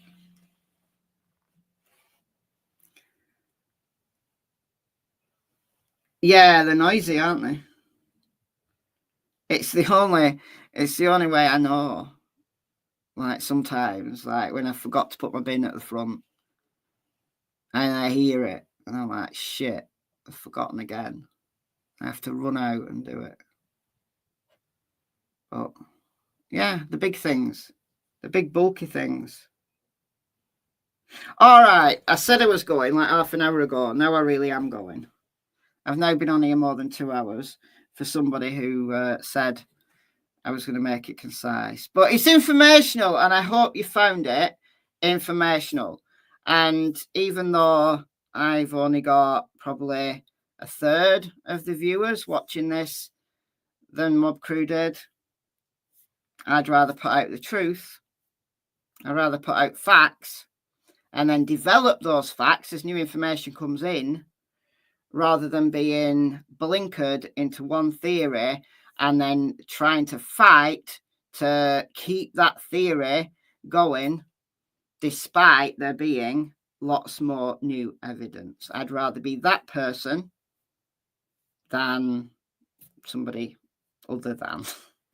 Okay, so with all that said, thank you so much. Thank you to those that donated earlier on in the live stream. Welcome to the new members. Thanks as always to the mods. And again, if you're a replay crew, let me know your thoughts in the comments. Don't forget, Cold Case Christmas episode 18 tonight, 6 p.m. UK time, which will be 1 p.m. Eastern. It's an interesting one tonight. Very interesting. Very interesting. All right. So, yeah, enjoy the rest of your day and bye for now.